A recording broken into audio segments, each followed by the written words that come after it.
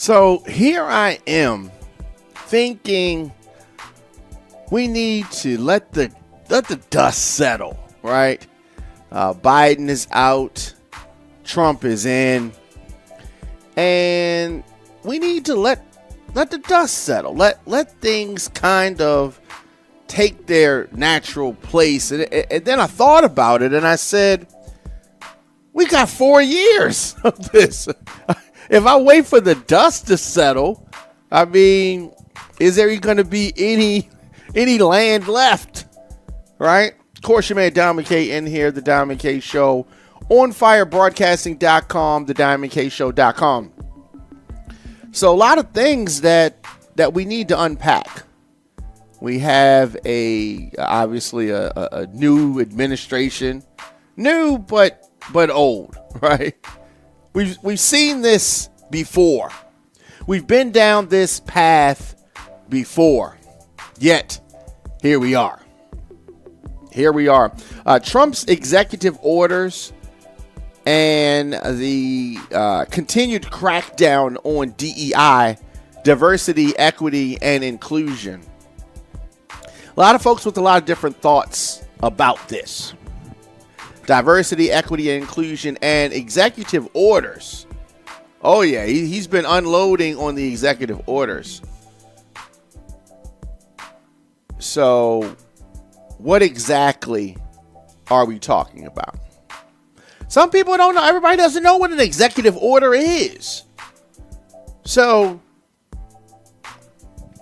according to the Administration for Strategic Preparedness and Response, executive orders, also known as EOs, are directives issued by the White House to guide the executive branch of the United States government. Now, I'm sure you heard folks talk about this before, executive order. They have the effect of law and are based either on powers granted to the president in the Constitution or related to laws passed by Congress. So this is a tool, this is a mechanism that presidents have used to essentially bypass Congress. So we're going to get into these executive orders that Donald Trump signed. President Donald Trump's executive orders, the 2025 edition. So it declared a national emergency at the U.S.-Mexico border, deploying troops and expanding border barriers. You know, I mean, this is the president that's going to, be the president that keeps us out of wars. Although some of the steps that he's taking could very well put us in some type of an armed conflict. Deployed troops. And he reinstated the Remain in Mexico policy for asylum seekers and suspended the CBP-1 app. He suspended the U.S. refugee admissions program, affecting 1,660 Afghans awaiting resettlement. He ordered measures to end birthright citizenship. This one here will likely face legal challenges. It is something that is outlined in the 14th Amendment. It also targeted international cartels as foreign terrorist organizations. Yeah, all of these things can lead to some type of military action. But we continue talking about President Donald Trump's executive orders. Under the energy and environment description, Trump declared a national emergency and expedited fossil fuel drilling, particularly in Alaska. He withdrew the U.S. from the Paris Climate Agreement, reversing Biden's re-entry. So during the first Trump term, we saw America being removed from the Paris Climate Agreement. Biden gets in, he re-enters, and now Trump has removed. So it is this seesaw that may happen every 4 years in the foreseeable future, assuming that it switches to Democrat in 2028. Additionally, Donald Trump paused offshore wind leasing and revoked another Biden-era clean energy initiative. So, reversing a lot of that stuff. You did it. I don't like that. I'm going to change it. How old are we? Additionally, Donald Trump, in his executive order sweep, diversity, equity, and inclusion, right? That was hit. So, the diversity, the equity, and the long villainized transgender rights. Now, when it comes to a lot of these issues, I don't think that folks are monolithic. Whether you're Democrat or Republican, you can be at various points on the issue of transgender rights.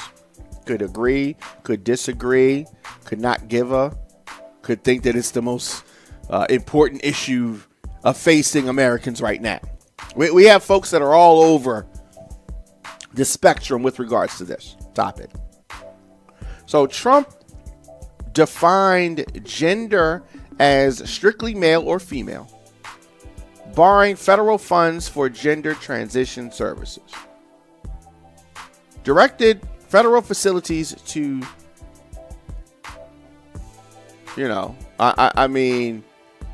they are federal, the federal facilities. They want folks segregated by the biological sex. So what you were at birth. He's directed the federal facilities, jails, to, separate by biological sex. So, this is something that the right has really beefed up the focus on. They've hyper-focused on this, at least since 2021. The government and just the bureaucracy is going to be overhauled. This is Project 2025. Remember Project 2025 he said he knew nothing about? He really will say anything, and some of his supporters will just defend it.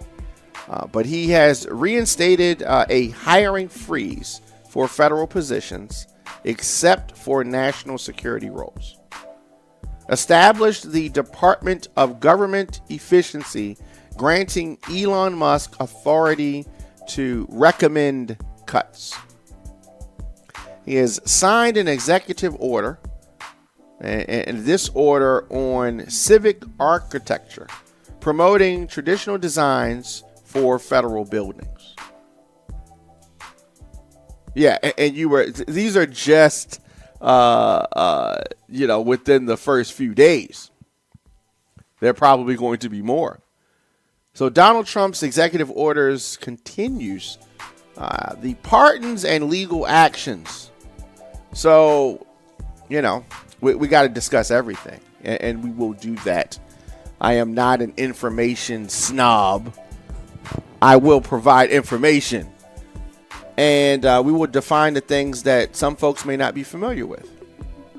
The Justice Department defines a pardon as an act of forgiveness that removes certain legal consequences of the conviction. Presidents can issue pardons for federal convictions, including those from military courts. So, what were the executive orders as it relates to the pardons? So, Donald Trump pardoned approximately 1,500 individuals convicted or charged for the January 6th Capitol riot. He ended federal cases targeting Trump supporters, calling it a measure against the weaponization of law enforcement. Now, what I find to be so interesting, I find this to be so interesting. Now, let's stay for a minute on the topic of the pardons.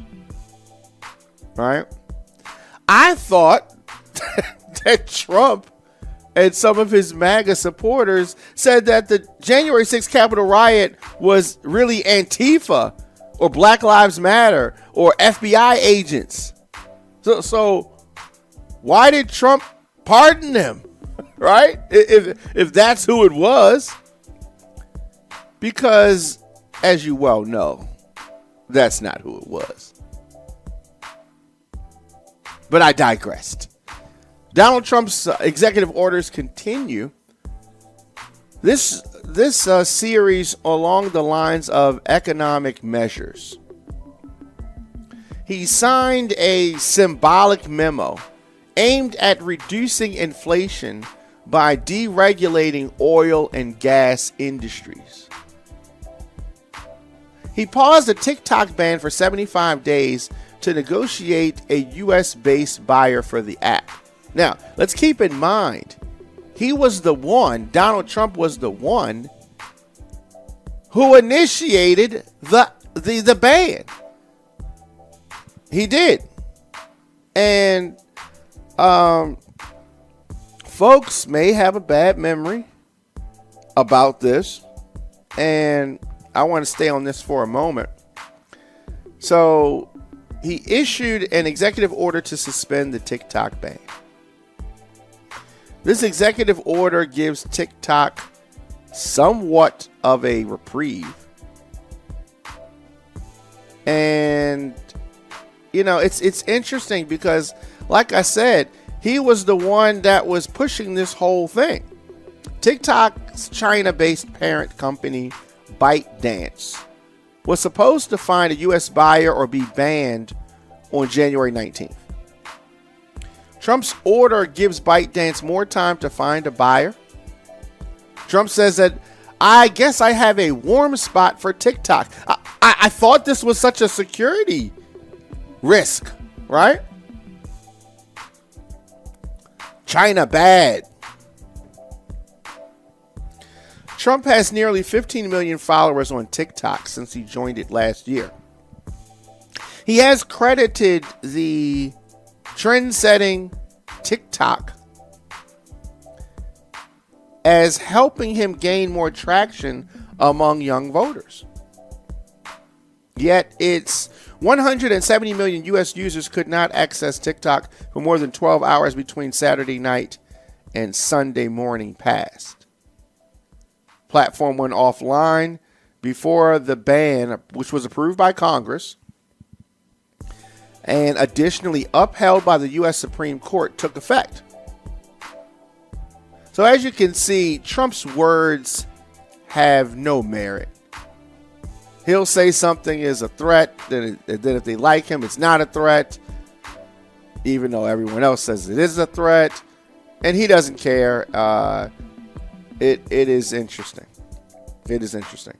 So after Trump promised he would pause the ban Monday this week, TikTok restored access for its existing users. But Google and Apple, so the iOS store and the Android store, still have not reinstated TikTok to their app stores. So if you already had TikTok downloaded on your device, you were good. But if you got a new phone and you weren't able to do this transfer, you have to go to the app store to buy, or I'm sorry, to download the app, then you're going to have some issues because it is not on the Android or Apple store. Business leaders, lawmakers, Legal scholars and influencers who make money on TikTok are watching to see how Trump tries to resolve this regulatory, legal, financial, geopolitical issue with his signature. So how did this TikTok ban come about? TikTok's app allows users to create and watch short form videos. It broke new ground by operating with an algorithm that fed viewers recommendations based on their viewing habits. But concerns about its potential to serve as a tool for China to manipulate and spy on Americans predate Trump's first presidency. Yeah. Now, in 2020, Trump issued executive orders banning dealings with ByteDance and the owners of the Chinese messaging app WeChat. Courts ended up blocking the orders, but less than a year ago, Congress overwhelmingly passed a law citing national security concerns to ban TikTok unless ByteDance sold it to an approved buyer. Now, the law, which went into force on Sunday, allows for fines of up to $5,000 per TikTok user against major mobile app stores. So you can see this is very serious monetary penalties for app stores, so they're not trying to touch it. Now, Apple and Google and internet hosting services like Oracle all could be fined severely if they continue to distribute TikTok to U.S. users beyond the deadline for ByteDance's divestment. So that date has come and gone. Trump said on Sunday that he had asked TikTok U.S. service providers to continue supporting the platform and app while he prepared to sign an executive order to stop the ban for now. The order will also confirm that there will be no liability for any company that helped keep TikTok from going dark before my order, Trump said on his networking site. So the law that Congress passed and the now former President Joe Biden signed in April allowed for a 90-day extension if there had been progress toward a sale before the statute's effective date. Less certain is whether that provision can be applied retroactively. So that is one of the things that folks are worried about. Executive orders cannot override existing laws. So we need to understand that. It's not clear that the new president has the authority to issue a 90-day extension of a law that's already gone into effect. So we have that, right? Some of the things that Donald Trump did not think about. So we have the whole ByteDance debacle. Trump said on Monday that he is looking to have the U.S. government broker a deal for 50% control of TikTok, adding that every rich person has called him about acquiring the social media platform. Like he can buy. Like what? This is crazy. This is crazy. And it says that I think that the U.S. should be entitled to get half of TikTok. And congratulations, TikTok has a good partner, and that would be worth, could be $500 billion. Trump said the numbers are crazy, but it's worthless without a U.S. buyer. So we have this to look out for potential legal obstacles, and there there's that. Which companies are deciding whether to trust Trump's assurances? There have been so many questions on how companies like Oracle and others are powering TikTok's servers to stay online, while others like Apple and Google have made the app unavailable for new users to download. Oracle in 2020 announced that it had a 12.5% stake in TikTok Global after securing its business as the app's cloud technology provider. So they have a 12.5% stake in the global company. So that's outside of the U.S., inside of the U.S., and so the entire company that operates in several countries. So we're going to continue to see what's going to happen here. I think that the Trump administration is making this up as they go along. They don't even know what. It's all a money grab. Anytime they can grab some money, it is all about the money grab.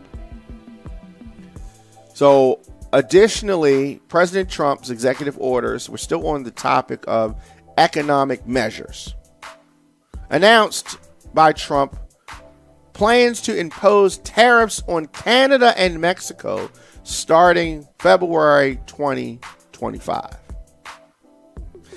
None of these things are lowering the price of eggs. I thought that's why Donald Trump was elected, right? They said that we want to lower the price of eggs. I can't even make an omelet. Can we get Trump in here? Trump has signed 100 executive orders on his first day of office, none of which lowers the cost of eggs. None of these executive orders that Trump signed lowers housing or healthcare costs. Now, he did, however, get himself $40 billion. $40 billion richer last week. So there's that. Y'all got played. Expect a clown, or let me say this. Elected clown, expect a circus. Elect a criminal, expect some crimes. I mean, that's what it is. The combined net worth of Trump's small circles of inauguration attendees was over $1 trillion. Remember that when Trump said, "I am your voice," this is who he was talking to. This is who he was talking to.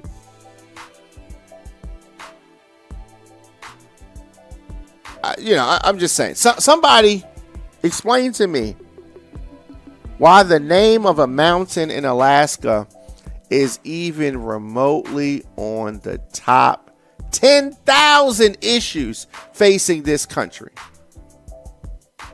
Who's that for? Who is that for? So we're continuing. Your man Diamond K in here, of course, the Diamond K Show. OnFireBroadcasting.com, TheDiamondKShow.com. Donald Trump's executive orders, the list continues. A couple of the notable orders we've been going through. Of course, we're not going to name all 100, but we've been going through several notable ones. A couple of others. Resumed federal executions by removing the moratorium established in 2021. So they're going to be back to executing folks. And signed a symbolic action like renaming Denali to Mount McKinley and requiring flags to be flown at full height on his inauguration day. He launched his administration with a lot of executive orders that target immigration, energy, the federal bureaucracy, and those 1,500 pardons for rioters. And it's funny because he's going to claim and act like he backs the blue, but he pardoned folks who beat police officers. We posted a picture of an officer on the ground being beaten by some of these Trump supporters. And the caption said that everybody in this picture was pardoned by Donald Trump except one person. And that person was the police officer who was being beaten. I don't want to hear how Trump backs the blue. He does not back the blue. How can he back the blue? And of course, when we say the blue, we're talking about police officers. I thought he said that he backed the blue. What happened to that? What happened to that? It is disgusting. It is disgusting. So we're going to continue to look at the, rollouts, these early actions that Donald Trump has taken. And some folks, in their way to defend this Project 2025 agenda, they'll say things like, well, he told you what he was going to do. Well, when we talk about revoking or rolling back DEI, Donald Trump revoked civil rights protections for race, religion, national origin, and gender. This is sure to be legally challenged. But for people who were previously unclear, now you know. Now you know. Because a lot of folks will say, I didn't know what this is. Or, I didn't know what DEI was. Or they'll say all types of things. This is the golden age America that Donald Trump's talking about. When he says make America great again, he's referring to the time when the civil rights protections for race and religion and national origin and gender weren't in effect. That is what he's talking about. So we use all these buzzwords,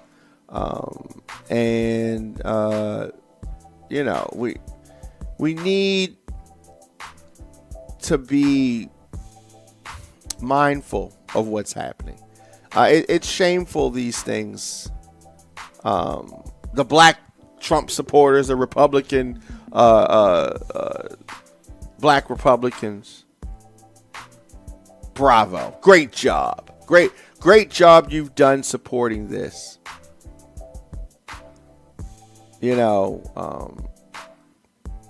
He's making a lot of moves and making America great for who? Making America great for who? Some folks are happy about these things, but understand, it hasn't even been a week. Everything has not hit you yet. But it is going to. It is going to. And, I think that we need to broadcast and discuss this and other actions that the Trump administration attempts to take. We have to talk about these things. The Constitution, if that's still even going to be a thing. Many of you did not listen. Many of you non-voting mofos did not listen when we were telling you about Project 2025.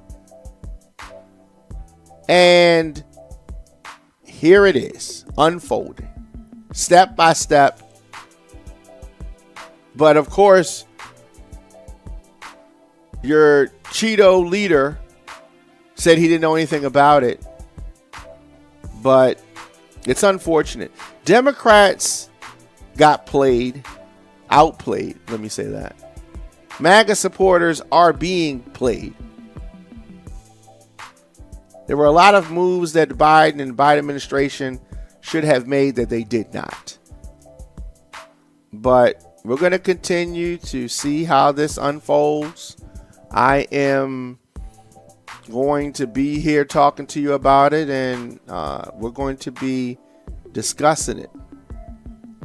But I'm not going to, I'm definitely a I told you so type of person with regards to this.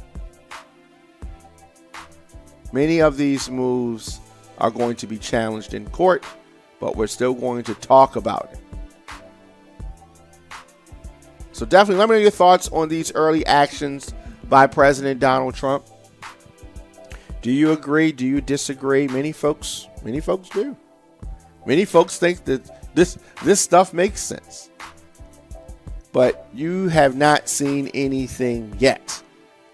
You have not seen anything yet because this debacle is still unfolding. We're going to do this. We're going to take a quick break. This is the Diamond K Show. Make sure you're following us on youtube.com/djdiamondk. Of course, we broadcast this program daily, 6 p.m. on firebroadcasting.com. Anywhere you get your podcast, just search the Diamond K Show. We're going to take a quick break, and then we're going to come back with more after this. Welcome back. You man Diamond K in here on firebroadcasting.com, the diamondkshow.com. Make sure you're following us on youtube.com/djdiamondk. Of course, I'm here daily, 6 p.m. Now, there are a lot of products from China, from Mexico, from Canada, some products that are at risk from Trump's tariff plans. Many of the items that U.S. shoppers browse and buy in retail aisles come from faraway factories or farms. Now, many folks didn't know that. A reality that could soon force many consumers to change their buying habits. We are here. We're at that point.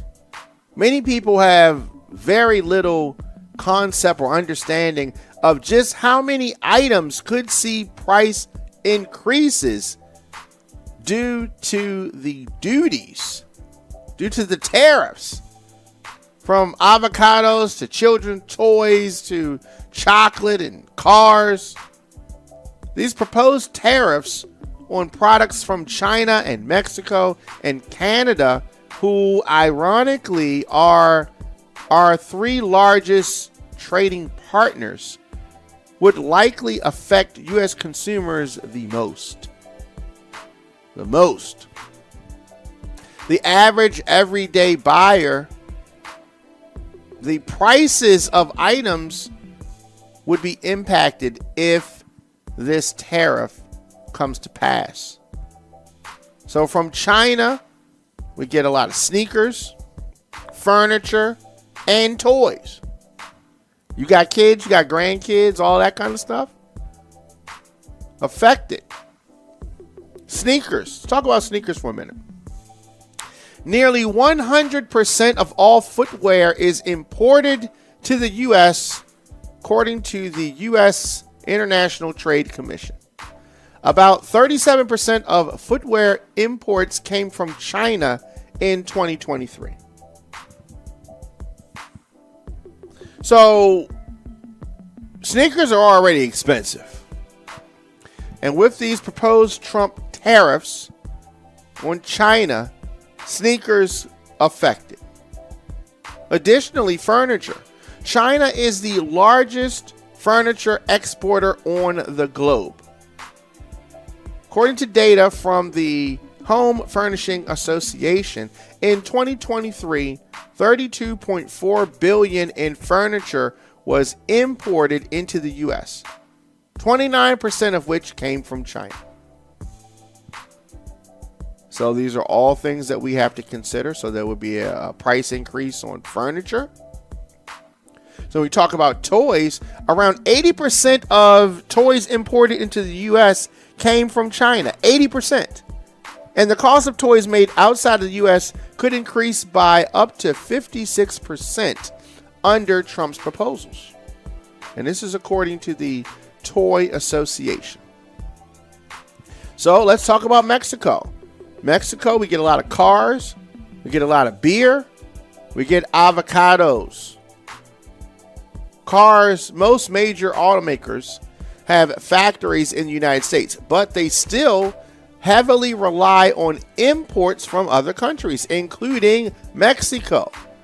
Now, nearly every major automaker operating in the country has at least one plant in Mexico. Let me say that again.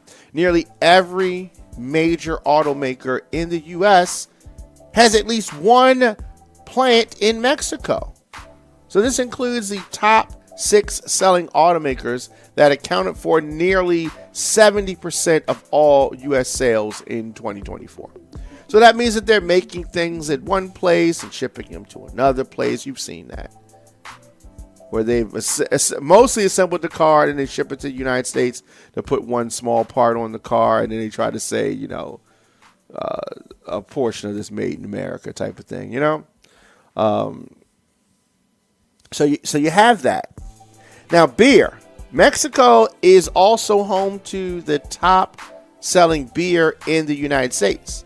In 2023, Constellation Brands, Modelo, took over the crown from Bud Light.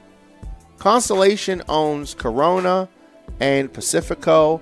All of the company's beer brands are imported from Mexico. So this is going to increase the price of things at the tap in the little bars and all that. Well, I mean, this is what y'all want, right? This is what you said you wanted with your vote, or staying home. Either way. Avocados. In the U.S., avocados are grown in California, Florida, and Hawaii. But roughly 90% of the avocados eaten in the U.S. are grown in Mexico, according to the United States Department of Agricultural data. So the agricultural data tells us this.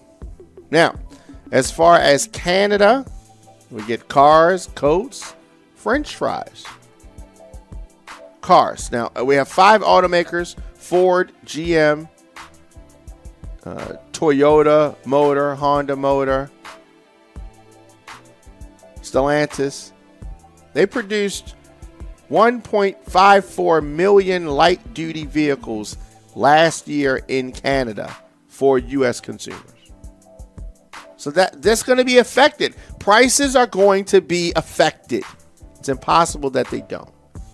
And they're not going to go down, they're going to go up. French fries. Canada imports, or exports rather, roughly $40.5 billion in agricultural goods to the United States annually, including $1.7 billion in frozen French fries and other frozen potato products, according to Agriculture and Agri-Food Canada, which is the country's counterpart to the Department of Agriculture.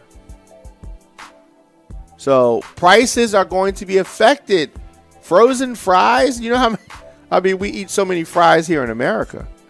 But yeah, I don't know how or why folks think that this is a joke. I don't know how or why folks think that this is somehow, it's just so much more than a political issue. Donald Trump has rescinded Biden's action to lower prescription drug costs for Americans on Medicare and Medicaid. If there's no other way to spin it, that means that more money out of pocket for seniors and families, ordinary people, are on the horizon. So clearly it's big pharma first. Clearly. I don't think that presidents, presidents should not be allowed to pardon people they egged on into committing their crimes. It is not forgiveness, it's lawlessness. But that's what we got. That's what we got. In the space of half a day, the new administration has trashed the Constitution, subverted the independence of the Department of Justice, granted a broad amnesty to traitors, abandoned the global community on climate and public health, and launched a wide-ranging attack on minority rights. That about sums it up. That about sums it up. I mean, anyone who ever again suggests that the Republican Party is the party of the police or the party of law and order should be laughed out of the room. There has never been anything like this before in modern U.S. history. The president pardoning people who we all saw on live TV assaulting the police. Let's think about that for a moment. Let's think about that. Did one of those executive orders lower the price of eggs? I was in the supermarket earlier today. Or has it stopped the war in Ukraine? I was sure waiting for the executive order to lower the price of groceries. The price is going to go up. There has been no peace. I tell you what else is going up. The subscription price for Netflix. We're going to talk about that in a minute. If I recall clearly, Trump said that he would have the agreement done within 24 hours. 24 hours of him winning the election. 24 hours when he becoming president-elect. 24 hours of becoming president. None of which has happened. None of which has happened. Wake up, America. Lowering the price of eggs, making your life better was never really on the agenda. You all were just a means to end, and you've been completely blindsided. He will continue to line his own pockets and line the pockets of his billionaire boys club. The circus has begun. But he said that he would lower the price of eggs, and groceries, and gas on day one. But groceries and gas is higher now. What is this, like day 3, day 4? But he did pardon some of the most violent criminals convicted of seditious conspiracy. And it's not like it's trespassing or assault. He literally pardoned people convicted of conspiring to overthrow or destroy the United States government by force. Let's think about that. The price of insulin will go up. Everything Trump wants to do will hurt people. Nothing will help. Nothing is beneficial to the people. Told you all along. And you did not listen. He said that digging on protected federal land would help bring down inflation. He said, drill, baby, drill. And he thought that that was going to bring down inflation. He's not trying to bring down anything. Said that he was going to lower prices on the first day. He never will. The pardons for the January 6th rioters, that was his priority. Yeah. It is really a sad thing. It is really a sad thing. Let me know your thoughts in the comment section. Of course, Instagram, Facebook, Twitter, LinkedIn, TikTok, Threads, Blue Sky, at The Diamond K Show. We're talking about this stuff. In Baltimore, they're going to be looking at the legal options for protecting residents from possible ICE raids. That is something that a lot of locales are concerned about. But Mayor Brandon Scott in Baltimore said that they are exploring legal options to protect city residents. So, I don't know what those options will be. They are taking a more of a wait and see approach here in Baltimore. Kind of see what's going to happen.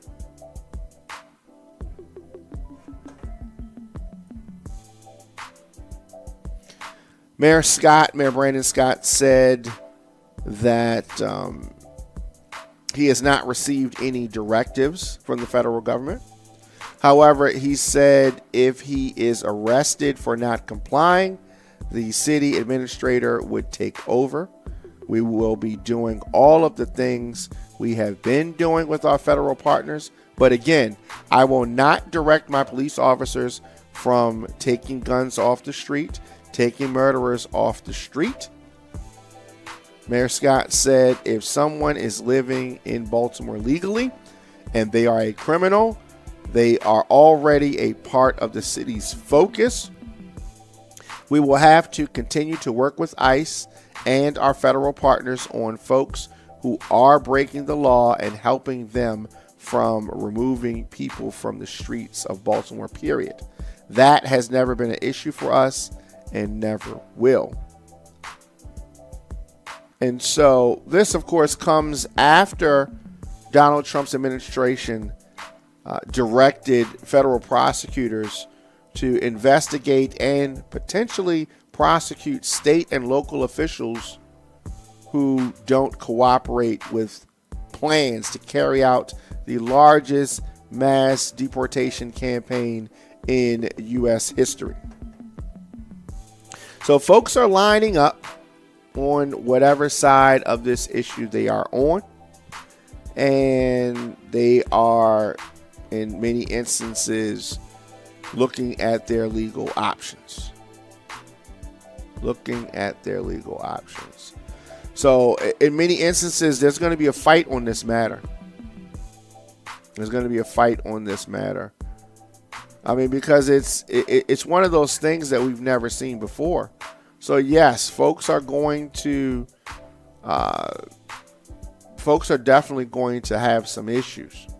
President Trump's executive orders and his agenda are targeting the immigrant community, and it has many folks concerned.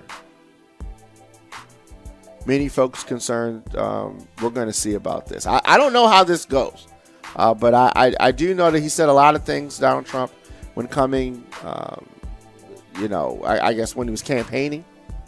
And many of these things related to immigration are important for both sides of the aisle. Very important for them. It's a big part of how and why he was elected. So you want to talk about things that he's going to continue to do, that is going to be one of them. Definitely. We're talking about Netflix. Netflix is introducing Netflix Bites, which is a themed dining experience set to open on February 20th. So this Netflix Bites is at the MGM Grand Hotel. That opens up February 20th.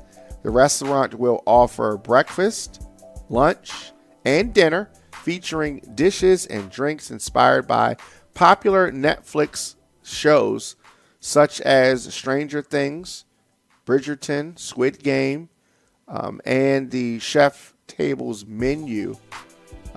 They are going to include things like Eleven's Fried Feast, Chicken and waffle sliders served with either Hawkins or upside down style.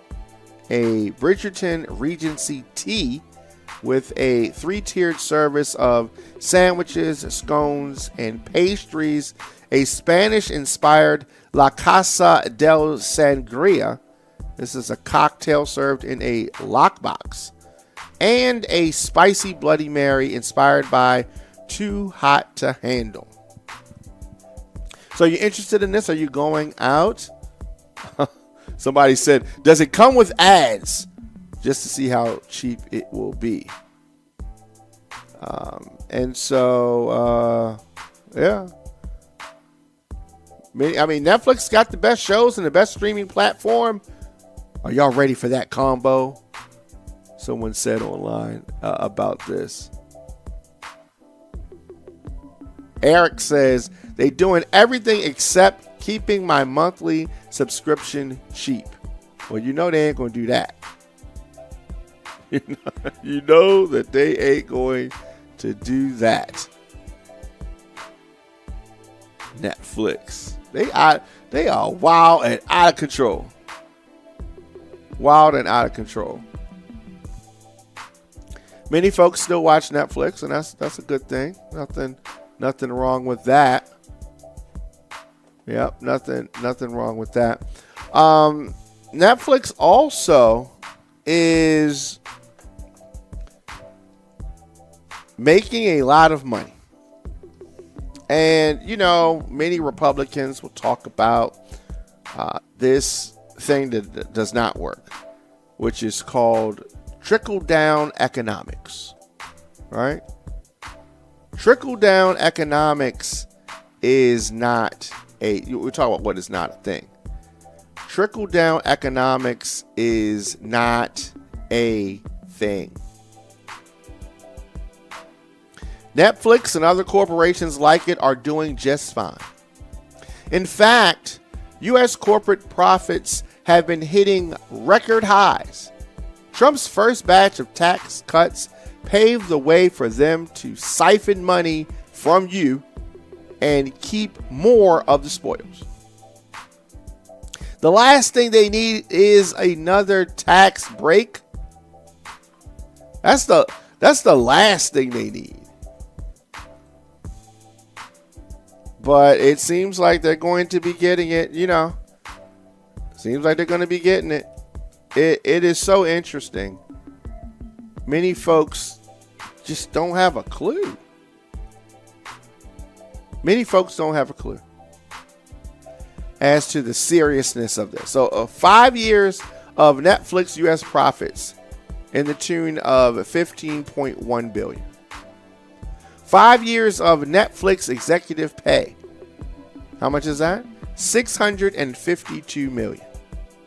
5 years of taxes paid by Netflix, $236 million. Now, in the 5 years after Trump's tax cuts, Netflix paid its top executives 3 times what it paid in federal income tax. And yesterday, Netflix announced that it was raising prices again. No surprise there, right? No surprise there. A couple more topics that I want to hit.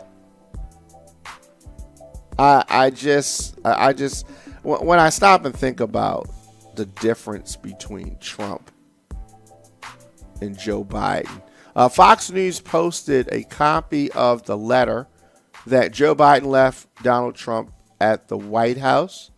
And it says as follows: Dear President Trump, as I take leave of this sacred office, I wish you and your family all the best in the next 4 years.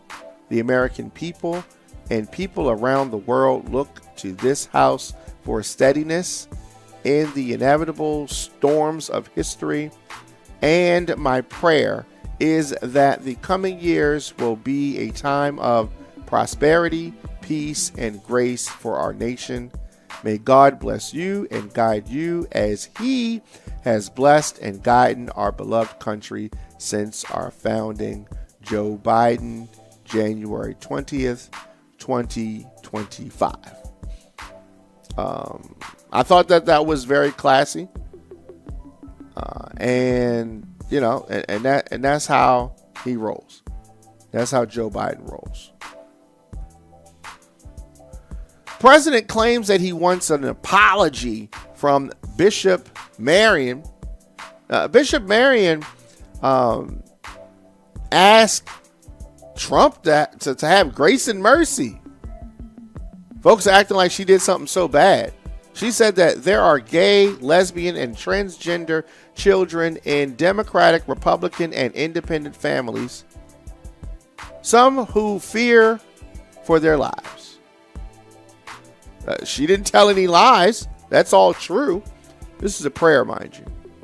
And this came one day after Trump issued a slate of executive orders, which we have talked about throughout this show today, including one which has a section dedicated to recognizing that women are biologically distant from men, one that declared a national emergency at the country's southern border. And of course, we remember Donald Trump issued several other related to immigration, including one attempting to do away with birthright citizenship, which is granted in the Constitution. Bishop Marion challenged these orders and much of the rhetoric that has surrounded them.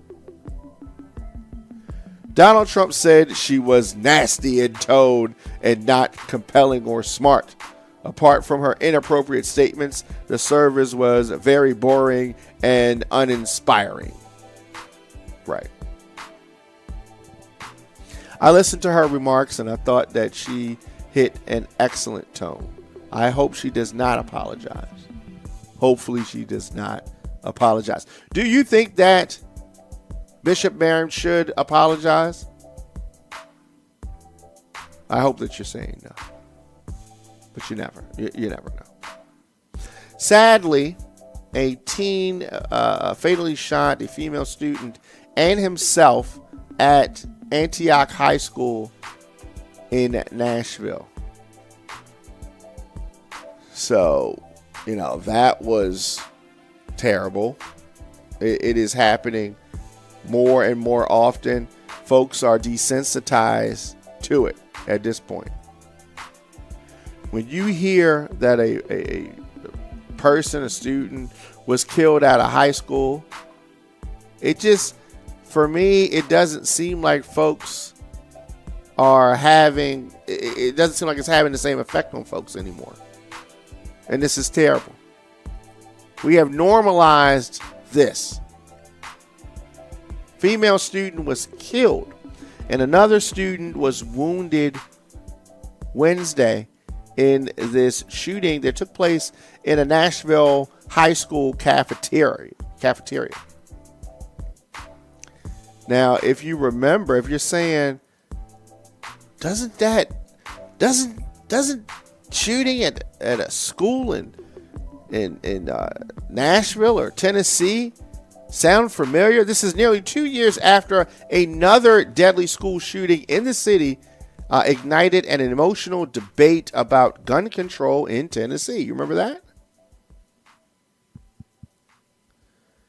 17-year-old shooter who was also a student at Antioch later shot and killed himself with a handgun, according to the police officer spokesman at a news conference. So we have that. School has about 2,000 students and is located in Antioch, a neighborhood about 10 miles southwest of downtown Nashville. Yeah. It is not cool. It is not cool. Last thing before we get out of here, I wanted to take some time to acknowledge the passing of Barry Michael Cooper, New Jack City, Sugar Hill, and Above the Rim writer, passing away at the age of 66. He also wrote episodes of Netflix She's Gotta Have It series. Cooper died in Baltimore, Maryland. His friend, the writer and filmmaker and former The Village Voice colleague, Nelson George, confirmed today on his Substack. Cause of death not immediately known. Started his career as a journalist in the 1980s, writing important pieces for The Village Voice and Spin magazine. Cooper transitioned to writing screenplays, drawing on the crime and culture of his native New York. He penned the crime dramas that were definitive black films for the 1990s, became hugely influential on hip-hop music and culture. He was born in Harlem, grew up in the Little Washington Heights neighborhood. He often spoke about Harlem's rich literary, musical, fashion, sports, culture, history. But it was also the ruinous impact of crack cocaine that really made an impact on his films. He says that in an interview in 2007 that Harlem is split between two periods, BC and AC, before crack and after crack. There was a profound change when that drug hit Harlem. It was like that in Baltimore as well. So he is also credited with creating the phrase New Jack Swing. Wrote a piece about R&B producer and singer Teddy Riley in October of 1987. The piece was entitled Teddy Riley's New Jack Swing, Harlem Gangsters Raise a Genius. So really talked about the rise of Teddy Riley, also coining the term New Jack Swing that defined the genre of music associated with Teddy Riley and his collaborators, as well as from music journalism. Cooper also made his name with investigative reporting. 1986, Cooper was behind the feature story Crack, a Tiffany drug at Woolworth prices. This was in Spin magazine, one of the first national reports on the devastation and the ravaging effects of the crack epidemic. 1987, he wrote a piece, New Jack City Eats Its Young, for The Village Voice, a searing piece that chronicled the rise of street drug dealers in Detroit who had reached millionaire status from the crack epidemic. So, New Jack City, just such a classic film. 1994's Sugar Hill. Something that, I have to watch that again. I don't know it as well as I know New Jack City. Cooper's third film, Above the Rim, was released in theaters a few months after Sugar Hill, and it was met with a much more positive reception. The critics were not kind to Sugar Hill. Many feelings that the film was too derivative of New Jack City, but it did decent at the box office. Maybe it should have been maybe you should have crafted it into a part 2, New Jack City. That would have been interesting. You remember Above the Rim, starring Tupac, Dwayne Martin, Marlon Wayans, Leon. Film was about a rising basketball talent and his relationship with the drug gangs of Harlem. It is considered the final film in Cooper's Harlem trilogy and was also a box office success. After the initial burst of success, it would be some years before Cooper was able to make his next film project. Now relocated to Baltimore in 2005. He made his directorial debut in the indie Blood on the Walls, His last project was the 2017 TV series adaptation of Spike Lee's She's Gotta Have It for Netflix. Cooper worked as a producer on the show and also wrote 3 episodes. Definitely want to say rest in peace to this very talented individual, Barry Michael Cooper of New Jack City, Sugar Hill, and Above the Rim fame, passing away in Baltimore at 66 years old. Definitely let me know your thoughts in the comment section. Instagram, Facebook, Twitter, LinkedIn, TikTok, Threads, Blue Sky, at The Diamond K Show. Of course, on youtube.com/djdiamondk. If you're not subscribed, make sure you give us a subscription. It does not cost you anything. You can also check me out daily, 6 p.m. on firebroadcasting.com, anywhere you get your podcasts, Spotify, Apple Music, Apple Podcasts, Amazon Music, Audible. We are everywhere. Just search The Diamond K Show. You want to support this independent machine, you can do that. Visit onfirebroadcasting.com/support. You can help us out. You can also get a subscription, become a member, get exclusive episodes, bonus episodes. It's all that. You can get all that. onfirebroadcasting.com, thediamondkshow.com. Of course, I'll see you guys tomorrow